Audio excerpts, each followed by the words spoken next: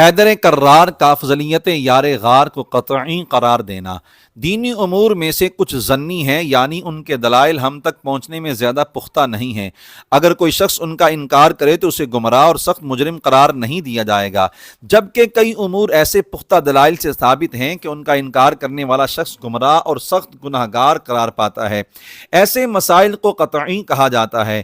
یار غار و مزار سیدنا صدیق اکبر رضی اللہ عنہ کی افضلیت قطعی ہے اور ضروریات اہل سنت سے ہے، یعنی آپ رضی اللہ عنہ کو انبیاء کرام کے بعد تمام انسانوں سے افضل ماننا ایسا مسئلہ ہے جس پر قرآن و سنت کے واضح دلائل موجود ہیں اور اس کے انکار کی گنجائش نہیں۔ اگر کوئی شخص اس کا انکار کرتا ہے اور سیدنا علی کرم اللہ تعالی وجہہ یا کسی بھی غیر نبی کو آپ سے افضل مانتا ہے تو وہ گمراہ اور سخت مجرم ہے۔ یار غار و مزار رضی اللہ عنہ کی افضلیت کو جلیل القدر اکابر علماء نے تو قطعی قرار دیا ہی ہے، خود حیدر کرار کرم اللہ تعالی وجہہ اور دیگر صحابہ کرام علیہم رضوان کے نزدیک بھی یہ مسئلہ قطعی ہے۔ مولا المسلمین کرم اللہ وجہہ نے فرمایا بلغنی ان اناسا یفضلونی علی ابی بکر وعمر لا یفضلنی احد علی ابی بکر وعمر اللہ جلدتہ حد المفتری۔ مجھے خبر ملی ہے کہ کچھ لوگ مجھے سیدنا ابوبکر اور سیدنا عمر سے افضل کہتے ہیں،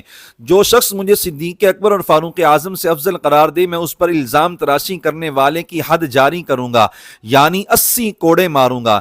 شریعت کا اصول ہے کہ جرم کے ثبوت میں کسی بھی طرح کا شبہ شک پیدا ہو جائے تو شرعی حد جاری نہیں ہوتی، سزا میں نرمی ہو جاتی ہے۔ اگر سیدنا ابوبکر رضی اللہ تعالی عنہ کو افضل ماننا ضروری نہ ہوتا اور یہ مسئلہ ظنی ہوتا تو حیدر کرار کرم اللہ تعالی وجہہ اس کا انکار کرنے والے پر حد جاری کرنے کی دھمکی ارشاد نہ فرماتے، پھر کسی بھی صحابی یا تابعی نے آپ کو اس دھمکی سے نہیں روکا۔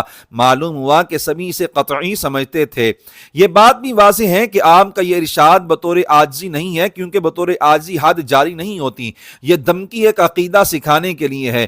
یاد رہے کہ مختلف صحابہ کرام کو رب کریم نے مختلف خصوصیات سے نوازا ہے، یہ خصوصیات ان کی جزوی فضیلتیں ہیں۔ ایسے ہی مولا المسلمین رضی اللہ عنہ کو بھی کئی جزوی فضیلتیں حاصل ہیں، مگر ان کا ذکر کرتے ہوئے کہا جائے گا کہ فلاں وصف میں حیدر کرار کو زیادہ فضیلت ہے۔ کسی وصف و قید کے بغیر مطلقاً افضل کا لفظ سیدنا ابو بکر رضی اللہ عنہ کے لیے ہی بولا جائے گا، کلی فضیلت آپ ہی کا خاصہ ہے۔